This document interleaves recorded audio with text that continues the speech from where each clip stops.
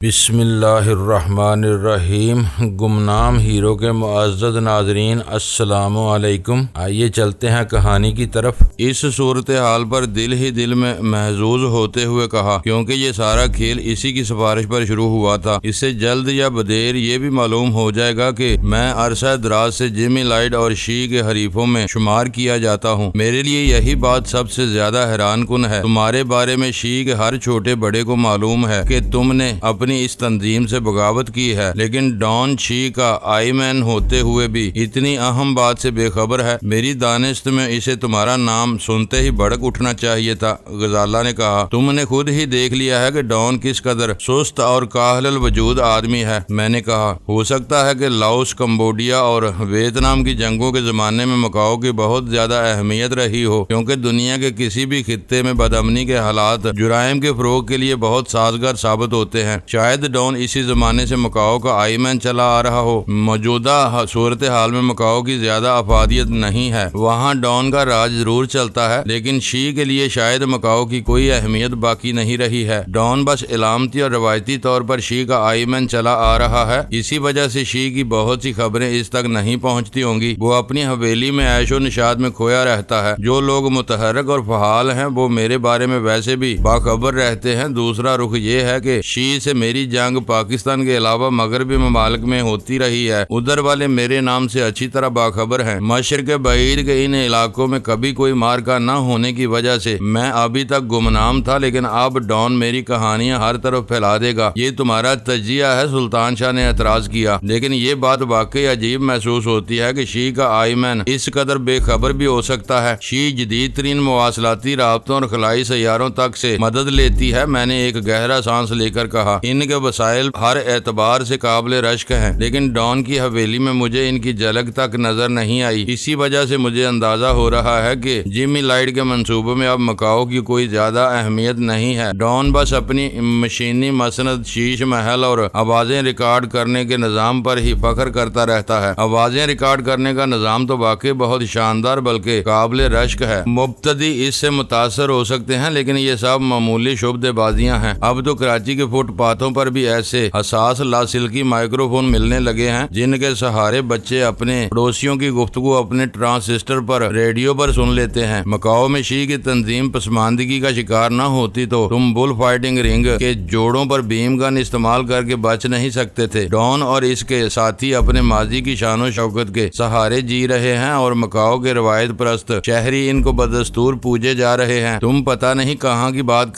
کہاں ملا دیتے ہو۔ سلطان شاہ برا سا منہ بنا کر بولا، میں نے تو کراچی میں کسی بچے کے پاس ایسے وائرلیس مائکرو فون نہیں دیکھے، اب جا کر دیکھ لینا۔ میں نے اسے مشورہ دیا، سیل سے کام کرنے والے ایف ایم مائک 20-25 روپے میں مل جاتے ہیں، انہیں آن کر کے کسی بھی جگہ رکھ دو اور وہاں سے دور اپنا ریڈیو ایف ایم چینل پر ٹیون کر کے بیٹھ جاؤ تو تم مائک کے ذریعے سانسوں تک کی آواز سن اور ریکارڈ کر سکتے ہو۔ مسئلہ یہ ہے کہ تمہیں ان چیزوں سے دلچسپی ہے اور نہ تمہیں اپنے شہر کے بازاروں میں تاک جھانک کا موقع ملتا ہے۔ طیارہ شاید اپنی مقررہ بلندی تک پہنچ کر افقی پوزیشن لے چکا تھا، کیونکہ اچانک ہی وسیع و عریض طیارے کی دونوں راہداریوں میں میزبان لڑکیاں ناشتے کی تھالیوں کے ساتھ چکرانے لگیں۔ اگلی نشستوں کی پشت گاہوں سے منسلک کھانے کی میزوں کے کھلنے کی کھٹا کھٹ کے ساتھ ہی وہ میزیں تیزی کے ساتھ بڑھتی چلی گئیں، کیونکہ طیارے کے اگلے اور پچھلے کچن سے بیک وقت متعدد خوش مزاج لڑکیوں نے سروس شروع کی ہوئی تھی۔ جب میں نے ایئر ہوسٹس سے اپنے لیے اسکاچ کے دوسرے نپ کی فرمائش کی تو غزالہ مجھے تیکھی نظروں سے گورنے لگی اور ایئر ہوسٹس کے جانے کے بعد بولی، اس مختصر سی پرواز پر تم کتنی شراب پی جانا چاہتے ہو؟ یہ اگلے سفر کی تیاری ہے، میں نے ڈٹائی کے ساتھ ہنستے ہوئے کہا۔ کیتھی والوں کی میزبانی کے طفیل 3-4 نپ تو میرے میں اتار ہی لینے چاہیے۔ تم خود کہتے ہو کہ اسکاچ سورج ڈلنے کے بعد کا ڈرنک ہے اور اب دن داڑے سفر میں دن اور رات کا تصور باقی نہیں رہتا۔ میں نے اس کی بات کاٹ دی، ابھی روشنیاں دھیمی کر کے جہاز کی کھڑکیوں کے سلائیڈرز گرا دیے جائیں تو یہاں رات ہو جائے گی۔ ویسے بھی ہم مغرب کی طرف سفر کر رہے ہیں اور کراچی پہنچنے تک ہمارا آج کا دن 28 گھنٹے کا ہو چکا ہوگا۔ اسی اسنا میں ایئر ہوسٹس نے بلیک لیبل کی ننھی سی کھلی ہوئی بوتل کچرے کے گلاس میں برف کے 3 ڈلوں سمیت میرے سامنے لا کر رکھ دی اور ایک دل ربایانہ مسکراہٹ کے ساتھ آگے چل دی۔ اور اگلے سفر کا کیا بہانہ ہے؟ سلطان شاہ نے غزالہ کا ساتھ دینا ضروری خیال کیا۔ یہ کیتھی کی نرم و نازک پرواز ہے جس پر پینے کی ہر شے میسر ہے۔ اگلا سفر PIA سے ہوگا۔ اس طویل پرواز پر پینے کے نام پر عیاشیاں نہیں ہو سکیں گی۔ میں نے اسے گھورتے ہوئے کہا، کاش یہ پرواز نان اسموکنگ کے ساتھ ہی نان ڈرنکنگ بھی ہوتی۔ غزالہ بنا کر منمنائی، کووں کے کوسنے سے ڈور نہیں مرا کرتے۔ میں نے گلاس سے اپنے لب تر کرتے ہوئے کہا اور غزالہ بیزاری کا اظہار کرتے ہوئے کھڑکی سے باہر جھانکنے میں مصروف ہو گئی۔ تقریباً 2.25 گھنٹے کی پرواز کے بعد جب جہاز کے پیجر سسٹم کے ذریعے بینکاک پر اترنے کی تیاریوں کی اطلاع دی گئی تو میرا ذہن غیر ارادی طور پر استھائی خاتون کی طرف بہک گیا جو کراچی سے بینکاک کے سفر میں پورے جہاز میں گھوم پھر کر متوول اور رنگین مزاج مسافروں کو اپنے ہاسٹل کے کارڈ بانٹتی پھر رہی تھی۔ وہ یونیورسٹی اور کالجوں میں زیر تعلیم خوبرو اور نوخیز لڑکیوں کی جز وقتی ملازمت کی پیشکش کے بہانے بین الاقوامی پروازوں پر اپنے گاہک پھانسنے کی عادی معلوم ہوتی تھی، اور شاید اسی منظم کاروبار کی وجہ سے بہت سے لوگ کعبہ گری کو تھائی لینڈ کی سب سے بڑی گھریلو صنعت قرار دیتے تھے جو کسی بھی سرمایہ کاری کے بغیر جنگ ویتنام کے زمانے سے اپنے ملک کے لیے بھاری زر مبادلہ کما رہی تھی۔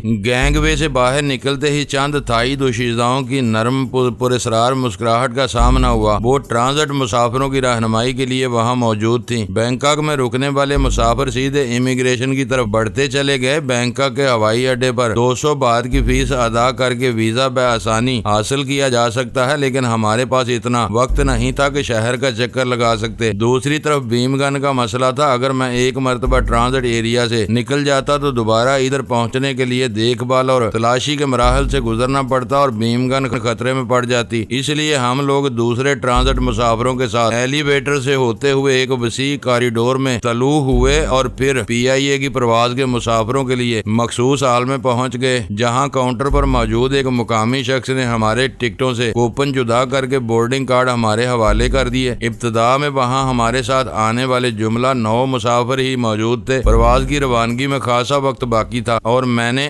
راستے میں ڈیوٹی فری شاپ بھی نہیں دیکھی تھی۔ میں حیران تھا کہ ٹرانزٹ مسافروں کے لیے ڈیوٹی فری خریداری کی سہولت کیوں مفقود تھی۔ میں نے کاؤنٹر والے سے دریافت کیا تو اس نے مسکراتے ہوئے مجھے مطلع کیا کہ ہمیں اوپر لانے والے ایلیویٹر سے کچھ آگے ڈیوٹی فری شاپس موجود تھی اور ہم اپنے بورڈنگ کارڈ کے عوض ایک پاس حاصل کر کے ادھر کا چکر لگا سکتے تھے۔ ہم تینوں نے اس خاموش حال کے گمبھیر ماحول سے نجات پانے کے لیے اپنے بورڈنگ کارڈ اس شخص کے حوالے کیے اور پاس لے کر ڈیوٹی فری شاپس کی طرف روانہ ہو گئے۔ وہ علاقہ بہت بارونق اور آباد تھا۔ دکانوں پر مقامی دستکاری کے نمونوں کے ساتھ ہی غیر ملکی ساز و سامان بھی بھرا ہوا تھا، جس میں شرابیں، سگریٹ اور دنیا کی بھر کی خوشبویات سب سے نمایاں تھیں۔ ہم آپس میں باتیں کرتے ہوئے کافی دیر تک وہاں مٹر گشت کرتے رہے اور جب 1 گھنٹہ گزار کر ہم دوبارہ ہال میں پہنچے تو وہاں مسافروں کی تعداد میں خاطر خواہ اضافہ ہو چکا تھا۔ کراچی جانے والی پاکستانی مسافروں میں بے پرواہ اور دل پھینک نوجوانوں کے ساتھ ہی قمیض شلوار میں ملبوس ایسے لوگ بھی نظر آ رہے تھے جو شاید KPA تھے۔ انہوں نے اپنا جو ساز و سامان جہاز پر لدوانے کے لیے دے دیا تھا، اس کے علاوہ بھی وہ باندھ کے دستی تھیلوں سے لدے پھندے ہوئے تھے۔ ان کے بشروں سے بے فکری یا خوش دلی کے بجائے انجانا سا خوف حاویدہ تھا، جیسے وہ خود بھی جانتے ہوں کہ وہ جو کچھ کر رہے تھے وہ پوری طرح غیر قانونی نہ صحیح تو بہت زیادہ قانونی بھی نہیں تھا۔ بینکاک کا وقت ہانگ کانگ سے 1 گھنٹہ پیچھے تھا۔ مقامی وقت کے مطابق 6:30 بجے بورڈنگ کا آغاز ہوا تو مسافروں کی تعداد بہت زیادہ نہیں تھی، لیکن طیارے پر پہنچنے کے بعد پتہ چلا کہ وہ پرواز سنگاپور سے آ رہی تھی اور جہاز میں پہلے سے کافی مسافر موجود تھے۔ جب مقررہ وقت پر طیارے نے تھائی لینڈ کی سرزمین چھوڑ کر اپنا رخ بلند کیا تو میں نے دل ہی دل میں خدا کا شکر ادا کیا، کیونکہ بینکاک سے پرواز کے بعد دنیا کی کوئی طاقت ہمیں کراچی کے بین الاقوامی اڈے پر اترنے سے نہیں روک سکتی تھی۔ ڈان اور اس کا اثر و رسوخ یک بہ یک قصہ پارینہ بن کر رہ گیا تھا۔ اس پرواز پر بیشتر مسافر پاکستانی تھے جو قومی ایئر لائن سے متعدد شکایات کے باوجود اسی سے سفر کرنا پسند کرتے تھے۔ انہیں اپنے سامان کے وزن میں رعایت ملتی تھی، عملے سے توت کار میں زبان کی اجنبیت جذبات کے آڑے نہیں آتی تھی، پرواز پر کھانا من پسند ملتا تھا یا جہاز کا ماحول خالص پاکستانی ہوتا تھا، اس بارے میں کوئی بات وثوق سے نہیں کہی جا سکتی تھی۔ لیکن یہ مشاہدے کی بات تھی کہ عادی شرابیوں کے علاوہ ہر نیا اور تجربے کار پاکستانی مسافر حتی الامکان اپنی قومی ایئر لائن پر ہی سفر کرنے کو ترجیح دیتا تھا، اور بعض شرابی بھی یورپ وغیرہ جانے کے لیے اسے گریز نہیں کرتے تھے، کیونکہ PIA نے ایسی مجبوریوں کے لیے دبئی میں رکنے کی عادت اپنا لی تھی۔ لوگ اپنے ظرف کے مطابق دبئی ڈیوٹی فری سے تھیلا بھر لیتے تھے۔ کچھ کچھ جرا جرا کر کے راستے میں کام آ جاتا، باقی ذاتی الاؤنس میں منزل مقصود پر لے جاتے۔ جو لوگ اس گر سے نا آشنا تھے اور مفت کی پینے کو اپنا حق گردانتے تھے، ان کو ہمیشہ ایسی ترکیبوں کی تلاش رہتی تھی جن کے سہارے انہیں PIA کا پابند نہ رہنا پڑے۔ پرواز کے کچھ دیر بعد جہاز میں نقل و حرکت اور میل جول کا آغاز ہوا تو میں نے بھی اپنی نشست چھوڑ دی اور مسافروں کا جائزہ لیتا ہوا عقبی باتھ رومز کی طرف چل دیا۔ اپنی سمت کی راہداری کے اختتام پر ایک سگریٹ پھونکنے اور باتھ روم سے تازہ دم ہونے کے بعد میں اپنی نشست پر واپس آیا تو غزالہ اور سلطان شاہ کو سنسنی آمیز انداز میں سر جوڑ کر سرگوشیاں کرتے پایا۔ کیا راز و نیاز ہو رہے ہیں؟ میں نے اپنی نشست پر بیٹھتے ہوئے غزالہ کے شانے پر ہاتھ مار کر پوچھا۔ سخت گڑبڑ ہو گئی ہے، غزالہ کے سرگوشیانہ لہجے سے وحشت جھلک رہی تھی۔ ابھی ہاضمے کی کوئی دوائی منگواتا ہوں، میں نے تمسکرانہ لہجے میں کہا۔ مذاق مت کرو، یہ معاملہ بہت اہم اور سنگین معلوم ہوتا ہے، اس نے آنکھیں نکال کر کہا۔ ضرور ہوگا، میں نے پورے خلوص کے ساتھ اعتراف کیا۔ یہ بتاؤ کہ میں اس خوشی میں رمبا سمبا شروع کر دوں یا کھٹک ڈانس کا آغاز کر دوں؟ خدا کے لیے سنجیدہ ہونے کی کوشش کرو۔ اس نے جلا کر میرا بازو نوچ ڈالا۔ یوں ہی وقت برباد کرتے رہے تو بعد میں پچھتانے کا موقع بھی نہیں مل سکے گا۔ کیا جہاز گرنے والا ہے؟ میں نے اس کی بات کاٹ کر حیرت سے سوال کیا۔ اس نے بے بسی سے مجھے گورا، پھر بولی، ٹھیک ہے، تمہیں معاملے کی نوعیت جاننے سے دلچسپی نہیں تو میں بھی اب خاموش رہوں گی، یا جب بیڑا غرق ہوگا تو تمہیں سب کچھ معلوم ہو جائے گا۔ مجھے تمہاری ہر بات سے دلچسپی ہے، میں نے اسے پچکارتے ہوئے کہا۔ مجھے پورا یقین ہے کہ مناسب وقت آنے پر تم خود ہی سب کچھ بتانا شروع کر دو گی۔ میں بلا وجہ سوالات کر کے تمہیں مشکل میں نہیں ڈالنا چاہتا۔ ویسے بھی بیڑا غرق ہونے والی بات اصولی اعتبار سے غلط ہے۔ یہ خطرہ صرف بحری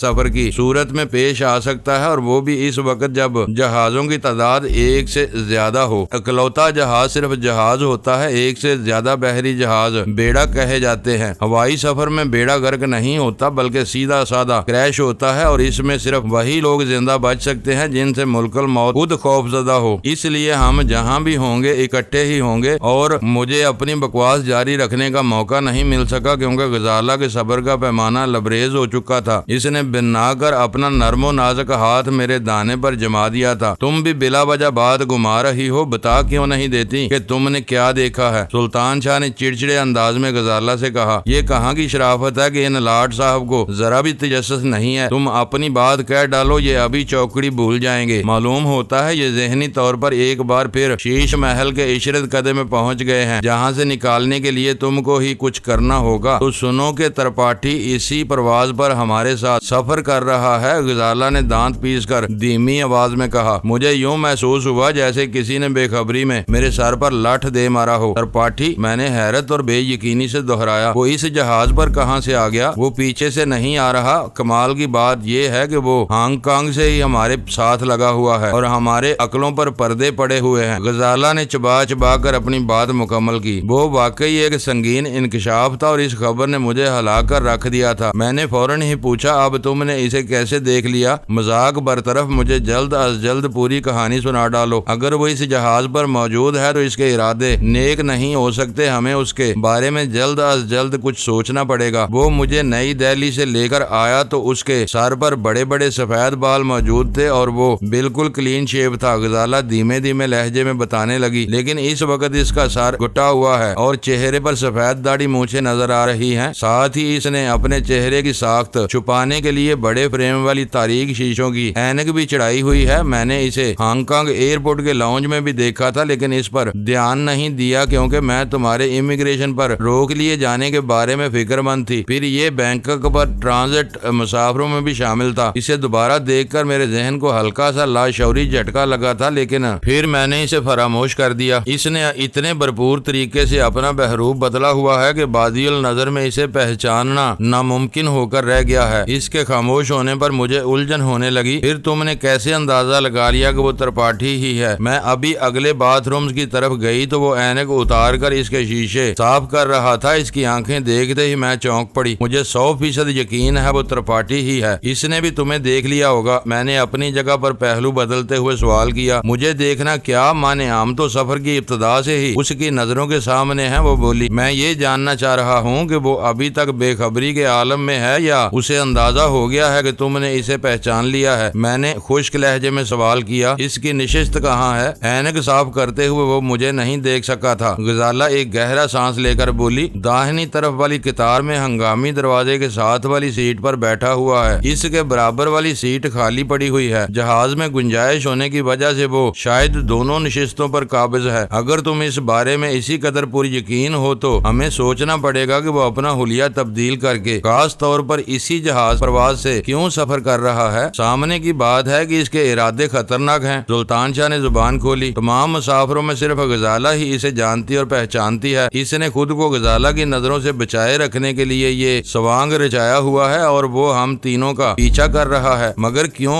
میں نے سوال کیا۔ وہ دوران پرواز ہمیں قتل کرنے کی ہمت کر سکتا ہے، نہ ہمارے خلاف کوئی اور جارحانہ کارروائی کر سکتا ہے۔ وہ اور اس کے بڑے جانتے ہیں کہ کراچی میں ہم لوگ بہت زیادہ غیر معروف نہیں ہیں، ذرا سی بھی کوشش کر کے ہمارا سراغ لگایا جا سکتا ہے۔ پھر وہ اتنے پاپڑ کیوں بیل رہا ہے؟ راہ والوں کے لیے تمہاری اور غزالہ کی ذات بہت اہم ہے، اس نے سوچتے ہوئے جواب دیا۔ ویرا کے دباؤ کے نتیجے میں شری مان سنگھ غزالہ کو نئی دہلی والوں کی قید سے رہا کرانے پر مجبور ہو گیا تھا، لیکن اب وہ لوگ دوبارہ تمہیں اغوا کرنا چاہتے ہیں، اسی لیے وہ ہمارے پیچھے لگا ہوا ہے۔ میں بھی یہی کہہ رہا ہوں، وہ دوران پرواز ہمیں اغوا کر کے فضا میں چھلانگ نہیں لگا سکتا۔ جو کچھ کرے گا کراچی میں اترنے کے بعد ہی کرے گا۔ اس کے لیے آسان راستہ یہ ہوتا کہ کسی دوسری پرواز سے کراچی پہنچ کر بے خبری میں ہم لوگوں کو گھیرنے کی کوشش کرتا۔ تمہارے ذہن میں کیا خیال پیدا ہو رہا ہے؟ غزالہ، میرے بشرے کے تاثرات سے میری دلی کیفیت بانپ گئی۔ میں نے خالی خالی نظروں سے ان دونوں کی طرف دیکھا، پھر سرسراتی ہوئی آواز میں کہا، میری چھٹی اس بتا رہی ہے کہ یہ سیدھا سادہ تعاقب نہیں ہے، وہ کسی بڑے کھیل کی فکر میں ہے۔ اس نے ہمیں اور دوسرے مسافروں کو نقصان پہنچانے کی کوشش کی تو وہ خود بھی برے انجام سے نہیں بچ سکے گا۔ اس وقت ہم سب ایک ہی کشتی کے سوار ہیں۔ سلطان شاہ تیزی سے بولا، دوران پرواز ہم بھارتی فضائی حدود میں سے یا اس کے قریب قرب و جوار سے گزریں گے۔ میں نے پرخیال لہجے میں کہا، وہ طیارے کو اغوا کر کے کسی بھارتی ہوائی اڈے تک لے جانے کی کوشش بھی کر سکتا ہے۔ میری بات سن کر وہ دونوں ہی بری طرح چونک پڑے، شاید وہ امکان ان کے خیال میں نہیں تھا۔ ترپاٹھی در حقیقت انڈین سیکرٹ سروس کا آدمی تھا اور وہ لوگ ہمارے خون کے پیاسے ہو رہے تھے۔ ترپاٹھی اپنی سرکاری شناخت کا کوئی اظہار کیے بغیر اپنی انفرادی حیثیت میں طیارے کو بمبئی یا اس کے قرب و جوار کے کسی بھارتی ہوائی اڈے پر اتروانے میں کامیاب ہو جاتا تو انڈین حکام سے ملی بھگت کے نتیجے میں ہم تینوں کو یرغمال بنا کر جہاز اور اس کے دیگر مسافروں کو آزاد کرنے کا ڈرامہ رچایا جا سکتا تھا۔ بعد میں ہم تینوں کو انڈین سیکرٹ سروس کے حوالے کر دیا جاتا اور بھارتی حکام عالمی رائے عامہ کو بآسانی یقین دلانے میں کامیاب ہو جاتے کہ طیارے کا اغوا کرنے والے دہشت گرد کا تعلق ان کے ملک میں سرگرم کسی نسلی یا لسانی گروہ سے تھا اور وہ اپنے تینوں قیدیوں سمیت ملک کے کسی حصے میں رپوش ہونے میں کامیاب ہو گیا تھا۔ وقتی طور پر ہماری مصنوعی تلاش کی ہمہ گیر مہم چلتی رہتی اور وقت گزرنے کے ساتھ ساتھ وہ معاملہ سرد خانے کی نظر ہو جاتا۔ ان دونوں سے چند منٹ کے تبادلہ خیال کے بعد ہی یہ نظریہ ہمارے ذہنوں میں راسخ ہو گیا کہ ترپاٹھی صرف اور صرف جہاز کو اغوا کرنے کے لیے اس پرواز سے سفر کر رہا تھا۔ اس کا مسلح ہونا بہت زیادہ بعید از قیاس نہیں تھا، کیونکہ میں خود بھی بیم گن کے ساتھ اسی جہاز میں سفر کر رہا تھا۔ معاملہ فضائی سفر کا تھا اور صورتحال اس قدر نازک تھی کہ ہم لوگ اپنے طور پر کارروائی کر کے کسی بھی صورت میں کوئی کامیابی حاصل نہیں کر سکتے تھے۔ ہم میں سے کسی کو بھی اپنے قرب و جوار میں منڈلاتا ہوا دیکھ کر ترپاٹھی بھڑک اٹھ سکتا تھا اور اس کا کوئی بھی عاجلانہ قدم پورے جہاز کی سلامتی کو خطرے میں ڈال سکتا تھا۔ وہ سامنے بھی آ جائے تو اب اس کی طرف سے ہمیں انجان بنا رہنا ہے۔ اپنے ذہن میں ایک خاکہ مرتب کر لینے کے بعد میں نے ان دونوں کو ہدایت دی، میں ایک چکر لگا کر ابھی واپس آتا ہوں۔ میں نے بھیم گن غزالہ کے حوالے کر دی۔ میں اٹھ کر آگے کی طرف چل دیا۔ غزالہ کی بتائی ہوئی دوہری نشست پر درمیانے قد اور گٹھے ہوئے مضبوط بدن والا ایک ادھیڑ عمر شخص براجمان تھا جو گنجا ہونے کے ساتھ ہی بارش بھی تھا۔ اس کی مختصر سی داڑھی کے بالوں کی مکمل سفیدی اس کی عمر اور جسم کی بناوٹ سے میل نہیں کھا رہی تھی۔ اس نے اپنی ٹانگیں پسار کر گود میں اخبار پھیلایا ہوا تھا، لیکن اس کے انداز سے بے چینی اور عدم توجہ مترشح تھی۔ دور ہی سے اندازہ لگایا جا سکتا تھا کہ وہ اخبار پڑھنے کی بجائے کچھ سوچنے میں مصروف تھا۔ اس وقت بھی اس کی آنکھوں میں تاریک شیشوں کی اینک لگی ہوئی تھی اور وہ غالباً فرسٹ کلاس کیبن سے ہو کر کاکپٹ کی طرف جانے والے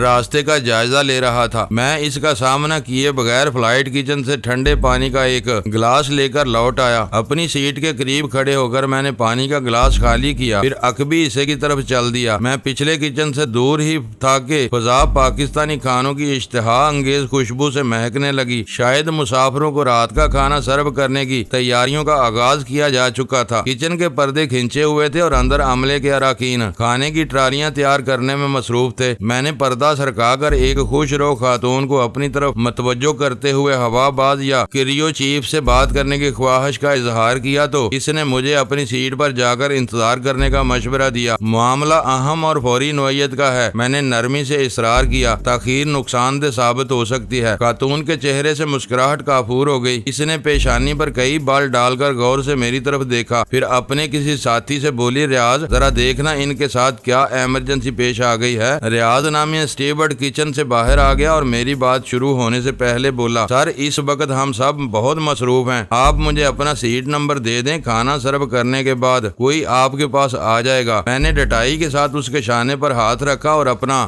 دانا اس کے کان کے نزدیک لے جا کر دھیمے لہجے میں کہا، اس وقت تک کوئی مہم جو کاک پٹ میں پہنچ کر طیارے کا رخ تبدیل کرا سکتا ہے۔ میرے الفاظ پر اس کی آنکھیں حیرت اور خوف سے پھیلتی چلی گئیں اور وہ اضطراری طور پر میرا ہاتھ تھام کر کچن کی دیوار سے ملحق آخری قطار کی ان 4 نشستوں کی طرف بڑھ گیا جن پر سفری بیگ اور وینٹی کیس پڑے ہوئے تھے۔ مجھے علم تھا کہ ٹریفک کا دباؤ نہ ہونے کی صورت میں وہ قطار عموماً ایئر لائن پر کیبن کریو کے تصرف میں ہوتی ہے۔ وہ کون ہے؟ ریاض اپنے خشک ہوتے ہوئے ہونٹوں پر زبان پھیرتے ہوئے بولا، کہیں تم نے مجھے تو یرغمال نہیں بنا لیا ہے؟ تمہاری یہ کوشش خود کشی بھی ثابت ہو سکتی ہے۔ میں پھیکے انداز میں مسکرا دیا، میں ایک امن پرور پاکستانی ہوں، پیشہ ورانہ مجبوریوں کی وجہ سے اپنی شناخت ظاہر نہیں کر سکتا، لیکن یہ بتا سکتا ہوں کہ اس پرواز پر ایک ایسا مشتبہ بھارتی سیکرٹ ایجنٹ موجود ہے جو کسی بھی لمحے جہاز کو اغوا کرنے کی کوشش کر سکتا ہے۔ ریاض کے چہرے کا رنگ اڑ گیا، میں اس کی اعصابی کیفیت کا بخوبی اندازہ لگا سکتا تھا۔ اس نے کہا، تم یہیں ٹھہرو، میں ایئر گارڈ کو بلاتا ہوں، عملے میں کسی اور کو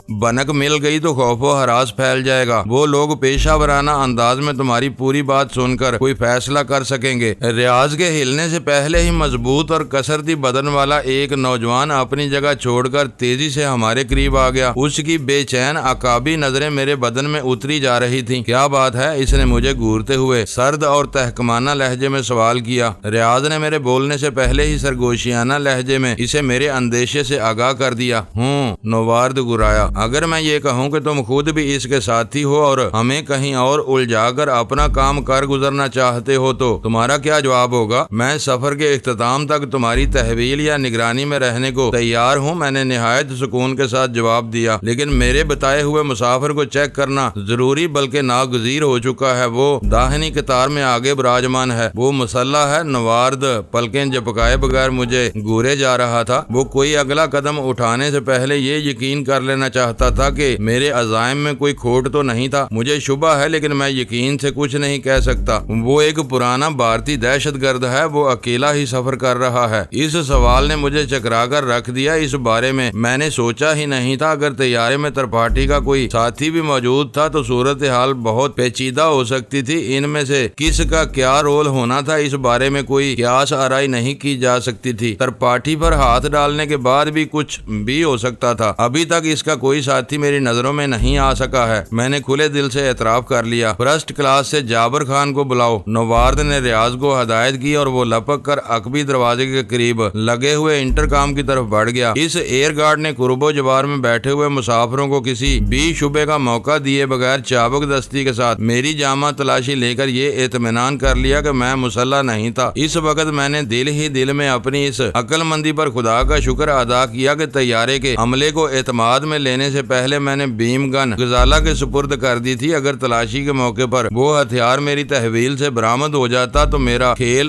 بالکل ہی الٹ سکتا تھا۔ ایئر گارڈز میری کہانی پر یقین کرنے کی بجائے ترپاٹھی کو بھول کر میری بے کنی پر تل جاتے اور مجھے امان ملنی مشکل ہو جاتی۔ ایئر لائن کوئی بھی ہو، بین الاقوامی پروازوں پر اس کا عملہ عموماً گاگ اور تجربے کار ہوتا ہے۔ جابر خان کی آمد تک جہاز کے عملے کو کسی بڑی گڑبڑ کا اندازہ ہو چکا تھا، جس کے نتیجے میں فلائٹ کچن میں ہونے والی سرگرمیاں بڑی حد تک ماند پڑ گئی تھیں اور ہر شخص متجسسانہ انداز میں سونگن لینے کے لیے کوشاں تھا۔ جابر خان کی آمد پر پتا چلا کہ پہلے ایئر گارڈز کا نام منظور تھا۔ ان دونوں نے ایک دوسرے سے کوئی سوال جواب کرنے کی زحمت نہیں کی۔ منظور نے مجھے جابر کی تحویل میں دیا اور خود انٹرکام کی طرف چلا گیا۔ شاید وہ جہاز کے کپتان کو صورتحال سے آگاہ کر کے مشورہ لینا چاہتا تھا۔ جہاز 45,000 فٹ کی بلندی پر سینکڑوں میل فی گھنٹہ کی رفتار سے اپنی منزل کی جانب محو پرواز تھا۔ جہاز میں جیٹ انجنوں کا دھیما مگر مسلسل اور یکساں شور گونج رہا تھا۔ مسافر جہاز میں شروع ہونے والے بدترین بحران سے بے خبر سفر سے محظوظ ہونے کی کوششوں میں مصروف تھے، مگر عملے کے اراکین کے چہروں سے مسکراہٹیں رخصت ہو چکی تھی اور ان میں سے ہر ایک کے قیاسات کی سنگینی اس کی پیشانی پر نمودار ہونے والی شکنوں کی تعداد سے بے آسانی ناپی جا سکتی تھی۔ وہ صورتحال میرے لیے سب سے زیادہ اعصاب شکن تھی، کیونکہ ایک طرف مجھے ترپاٹھی کے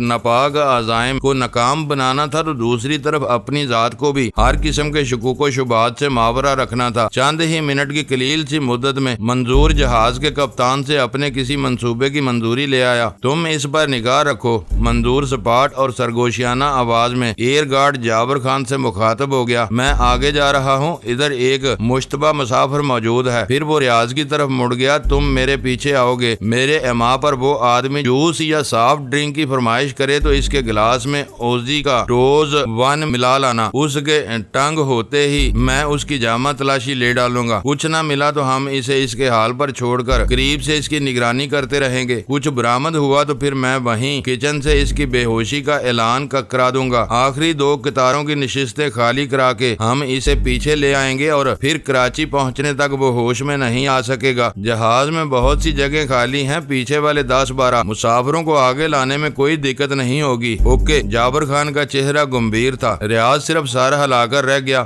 میرے لیے یہ سمجھنا دشوار نہیں تھا کہ اوزی کے ڈوز 1 سے منظور کی مراد کسی خواب آور دوا کی ہلکی مقدار سے تھی۔ ان حالات میں وہی ترکیب سب سے زیادہ مؤثر اور کارگر ثابت ہو سکتی تھی۔ بصورت دیگر ترپاٹھی پورے جہاز کے مسافروں کے لیے دہشت اور سراسیمگی کی علامت بن سکتا تھا۔ منظور تیز قدموں کے ساتھ داہنی راہداری میں بڑھتا چلا گیا۔ ریاض اس سے چند قدم پیچھے تھا۔ تم انفارمر ہو یا ہائی جیکر کے ساتھی؟ چند ثانیوں بعد جابر خان نے مجھ سے پوچھا۔ انفارمر، میں نے سرگوشی کی۔ اجازت ہو تو میں بیٹھ جاؤں؟ اس نے سر ہلا کر اجازت دیتے ہوئے کہا۔ یہ یاد رکھنا کہ ڈراپ سین ہونے سے پہلے اپنی جگہ سے ذرا بھی ہلے تو میں بے دریغ تمہیں شوٹ کر دوں گا۔ ہم لوگ ہر طرف آنکھیں ہی آنکھیں رکھتے ہیں۔ وہ دیو ہیکل DC ٹین تھا اور میں اس کی دم کے سرے پر آخری قطار میں بیٹھا ہوا تھا۔ ہمارے آگے اس قدر وسیع کیبن پھیلا ہوا تھا کہ پیچھے بیٹھ کر آگے کا جائزہ لینا ممکن نہیں تھا۔ منظور اور ریاض میری نگاہوں سے اوجھل ہو چکے تھے۔ وقت بہت دھیمے دھیمے سرک رہا تھا اور میں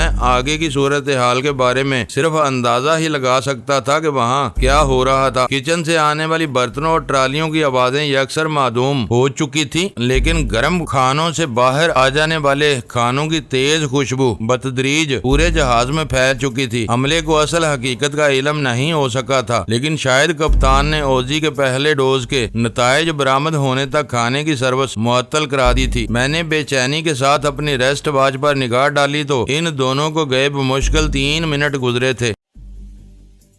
معزز ناظرین، لائک کریں، شیئر کریں اور کمنٹس باکس میں پاک آرمی زندہ باد، پاکستان پائندہ باد کا نعرہ ضرور درج کر کے اپنے ملک پر فخر کریں اور پاکستان کی بنیادیں مضبوط کرنے میں اپنا کردار ادا کریں۔ ویڈیو دیکھنے کا شکریہ۔ معزز ناظرین، اپنا خیال رکھیے گا اور ہمارے چینل کا بھی۔ ISI پاک آرمی زندہ باد، پاکستان پائندہ باد۔